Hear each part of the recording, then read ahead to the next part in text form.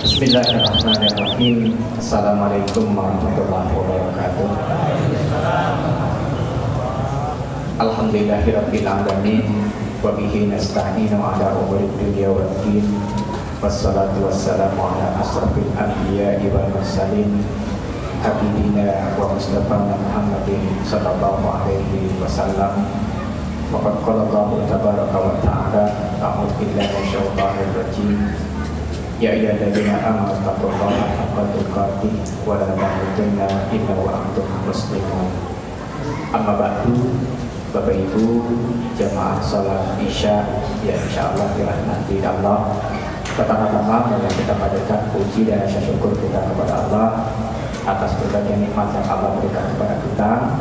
Salah satu di antara nikmat itu nikmat Allah pertemukan kita dengan bulan Ramadan.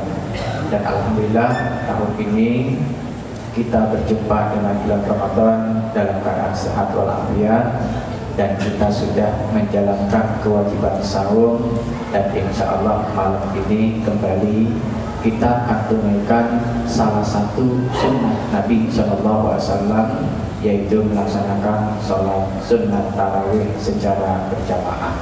Mudah-mudahan Allah berkenan menerima ibadah saum kita, menerima amal ibadah kita yang lain, dan juga ketaatan serta amal salat kita semuanya.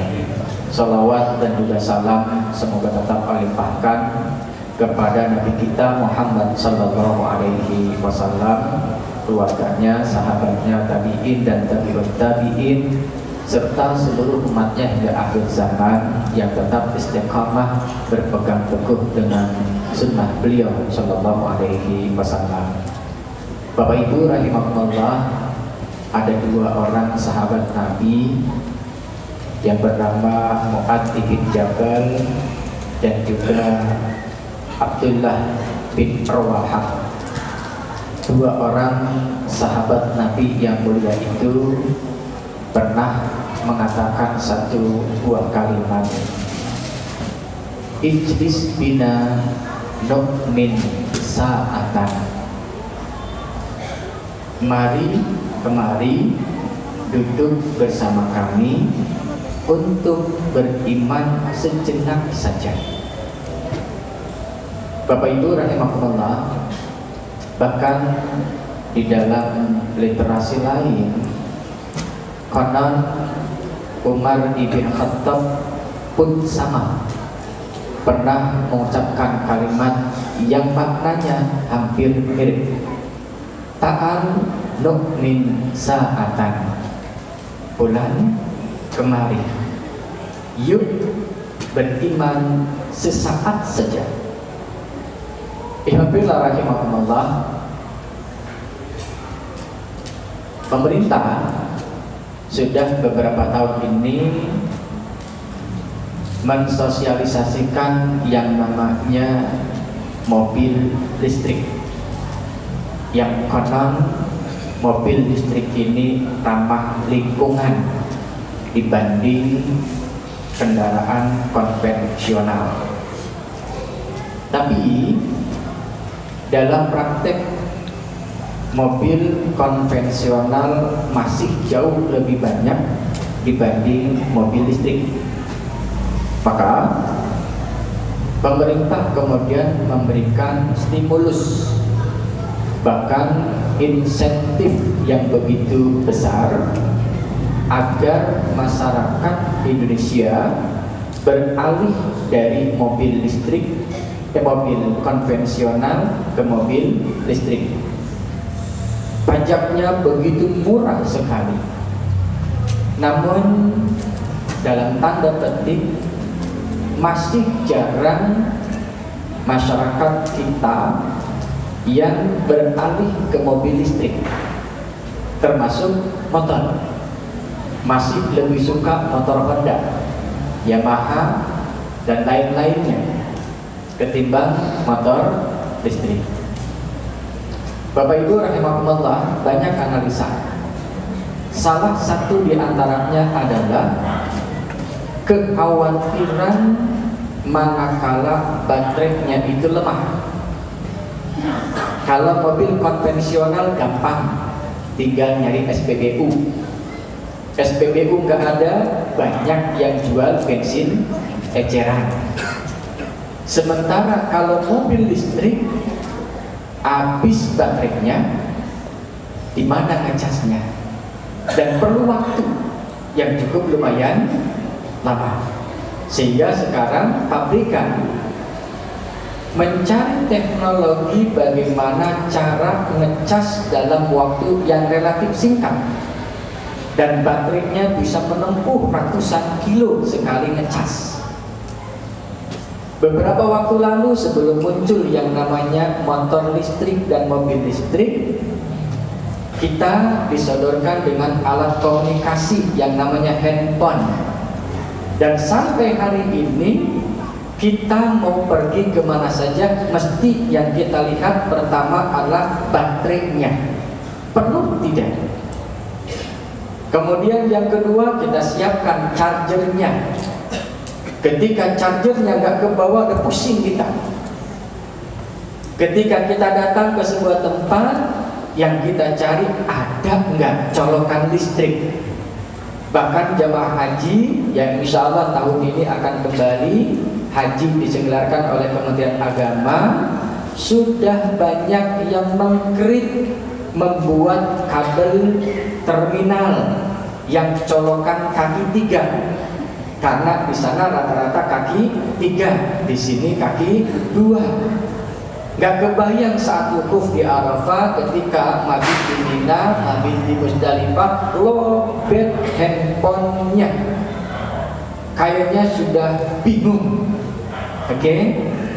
Nah, ikhwan fillah rahimakumullah, kalau mobil listrik seperti tadi, salah satu analisanya kenapa masih jarang, motor listrik pun sama. Dan di awal kita diperkenalkan dengan handphone, yang kita bayangkan bagaimana baterainya, gimana ngecasnya, cepat nggak ngecasnya, baterainya lama nggak tahannya.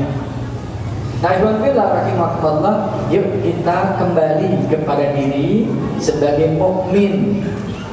Bagaimana kondisi iman dalam hati kita? Pernahkah kita merisaukan? Pernahkah kita melakukan muhasabah? Bagaimana tingkat keimanan kita dari hari ke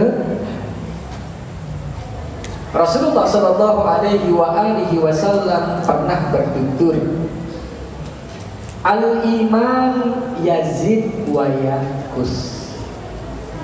Kondisi iman seseorang itu kadang naik, kadang turun. Yuk kita evaluasi, yuk kita muhasabah. Apakah iman yang ada dalam diri kita kondisinya naik lebih banyak atau lebih banyak turunnya? Dan ketika naik, stabil nggak naiknya? Dan ketika turun, bagaimana kondisinya? Bisa balik kembali naik atau tidak? Atau justru semakin melemah? Pernahkah kita membayangkan dan pernahkah kita mengkhawatirkan kondisi iman yang ada dalam diri kita? Alhamdulillah, ikhwan fillah rahimakumullah, Allah mengajarkan satu buah doa di dalam surat Ali Imran kalau nggak keliru, Rabbana la tuzigh qulubana ba'da idh hadaitana wa hab lana min ladunka rahmah innaka antal wahhab. Dan karena Rasul pun ada terekam di dalam referensi salah satu doa Nabi yang menyebut Allahumma inna nas'alukal huda wat tuqa. Nabi yang paling bertakwa, yang tentu imannya jauh lebih hebat dibanding kita, masih memohon petunjuk dan ketakwaan kepada Allah Subhanahu wa ta'ala. Bagaimana kita tenang, bagaimana kita tidak merisaukan status kondisi keimanan dalam diri kita? Umar ibn Khattab radhiyallahu anhu ketika mendengar Rasulullah sallallahu alaihi wasallam mengatakan al-iman yazid wa yanqus, Umar menyebut al-iman yazid bit-ta'ah. Iman akan naik dengan ketaatan demi ketaatan yang kita lakukan.